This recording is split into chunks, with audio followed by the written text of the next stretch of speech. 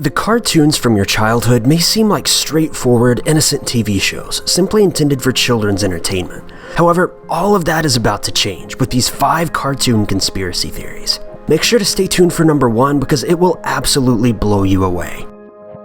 Number 5. Hey Arnold is actually about Helga.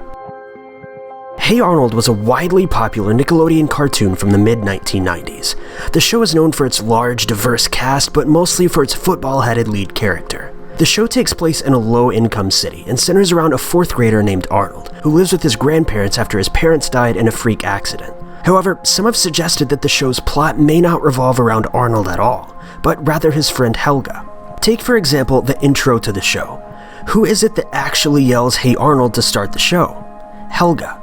The show is named after a quote given specifically by her. In fact, she's seen multiple times throughout this intro yelling his name repeatedly, illustrating her fixation on him. Additionally, the show seems to repeatedly establish Helga's backstory in a way that's dissimilar to other characters of the show, showing her meat-headed father who ignores her every word, her alcoholic mother who can barely form a sentence, and her older sister who is blatantly favored by them both. Because of this, Helga has grown to resent her family, even stripping her parents of the titles mom and dad, and instead referring to them on a first-name basis. This behavior is starkly contrasted by Helga's adoration for Arnold. Though she's usually known to be terrible towards Arnold, oftentimes bullying him at school or home, it's made known later that she does this because she is secretly in love with him. One of the most crucial pieces of evidence pointing to Helga being the main character is Helga's repeated use of monologues. Helga is the only character in the show to display this type of behavior, and the only character in the show to use her time on screen in such a way as to enlighten the viewer of the world around her. In fact, Helga performs a monologue in nearly every episode, though by the end of these bits, her speeches usually spiral into a confession for her love for Arnold. It seems super odd that a show named Hey Arnold would be so heavily driven by a side character, unless that side character is actually the main character. Number 4. Ed, Edd and Eddy takes place in Purgatory. There's a theory that the show Ed, Edd and Eddy actually takes place in Purgatory, or a purgatory-like location. Now, I get that this immediately seems a bit far-fetched, but there's a decent amount of evidence backing it, so hear me out. This theory states that the cul-de-sac portion of the neighborhood that the kids live in is actually a metaphor for purgatory. This is backed by the fact that there are no adults around to tell the kids what to do, and in earlier seasons, the kids seem to be living in a state of endless summer vacation, with the whole series taking place in one small location. According to this theory, all of the kids in the cul-de-sac are from different periods of time, ranging from the early 1900s to the early 2000s. This theory states that Rolf is likely from 1903 and died from a farm-related accident, which explains why he now only owns 1 cow, 1 goat, a few pigs, and a few chickens. Enough animals to sustain himself, but not enough to cause any sort of stress, possibly resulting in another accident. Johnny 2x4 is said to have died sometime around 1922, after a battle with tuberculosis, for which there was no cure at the time, as penicillin wasn't discovered until 6 years later. Eddy would have come next. It's believed that he's from the Great Depression and originally lived in New York.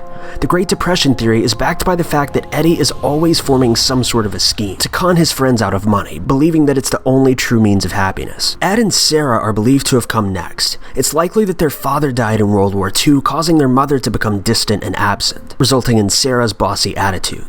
Ed is known for being absorbed in comic books and monster movies, both of which became widely popular around the time that World War II broke out. It's thought that the two died around 1953 as a result of some unexplained accident. Naz is thought to have died around 1979, during the hippie era, possibly tied to a real-life incident in which a serial killer escaped from prison. He then would have come to her house and murdered her family. Double D was born in the 1980s. He was a gifted child and planned to attend college at an earlier than normal age, pursuing a career in chemistry. It's possible that he died due to a chemistry-related mishap.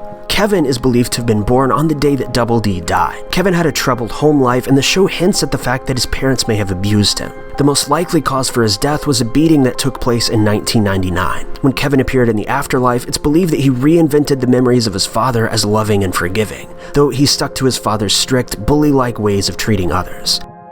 Finally, Jimmy is the last character to enter the cul-de-sac. Jimmy died of leukemia in the early 2000s. It's believed that he's distant from the other children because his parents never allowed him to interact with his friends, in fear that he would become ill and die even more prematurely. The most condemning piece of evidence tying together this purgatory theory is that all the children's tongues are usually some shade of blue, a characteristic commonly associated with death.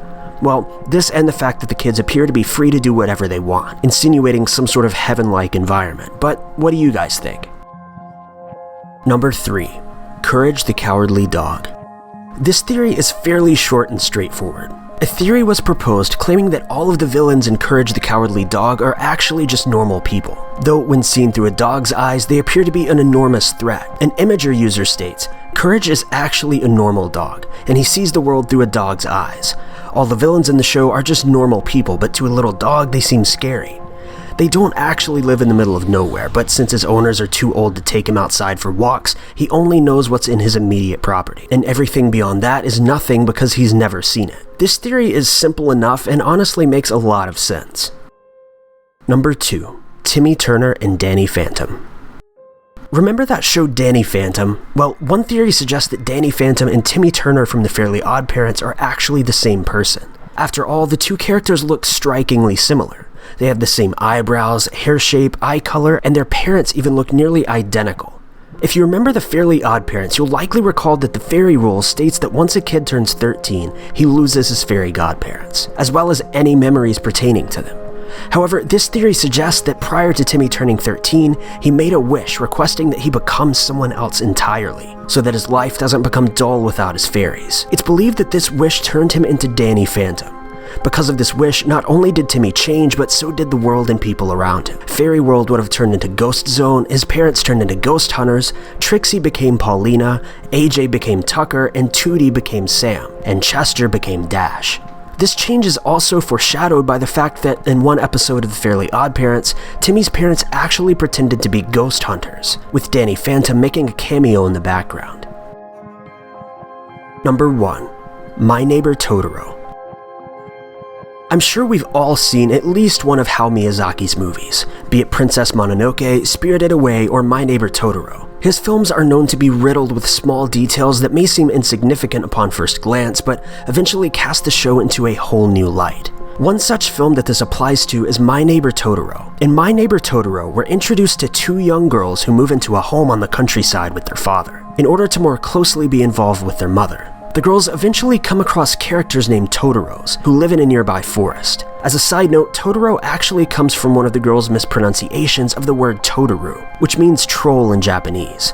But the girls quickly became friends with the creatures and embark on a magical journey. Some believe that the journey that the girls and beasts become a part of may actually be directly related to a murder case, known widely as the Sayama incident. The murder took place in May of 1963 in the city of Sayama and involved a man who kidnapped and murdered a 16-year-old girl. The man who was arrested for the crime claims he was falsely arrested and convicted, and says that the police missed their chance to catch the real murderer. Upon the man's release, he began seeking a fair trial in order to clear his name. Now, the theory connecting the Sayama incident to My Neighbor Totoro runs deep, so make sure you're paying very close attention.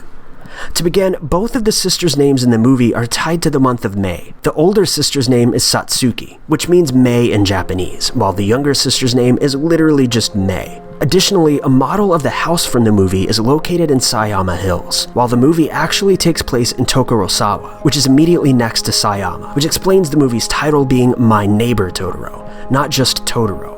Other evidence pointing to this is that in one scene, a box of Sayama tea can be seen in the background, while in another, a hospital that's been directly linked to the hospital in the Sayama incident is visited by the girls. But here's where it gets super freaky. In the Sayama incident, the girl who was murdered had an older sister. After hearing of her younger sister's death, the older sister commits suicide. It's said that prior to her committing suicide, she began to see hallucinations of raccoon or cat-like creatures due to her severe amount of stress. Coincidence? Absolutely not.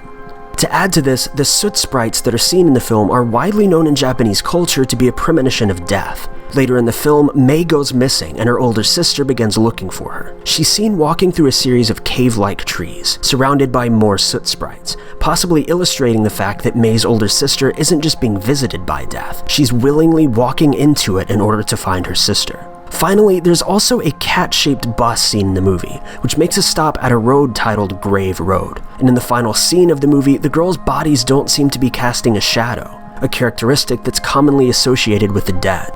With so much evidence backing it, it's hard to even call this observation a theory anymore. But regardless, let us know what you guys think in the comments. Thank you guys so much for watching. If you liked this video, be sure to click that like button. Also, don't forget to subscribe and click that notification bell to keep updated with our videos.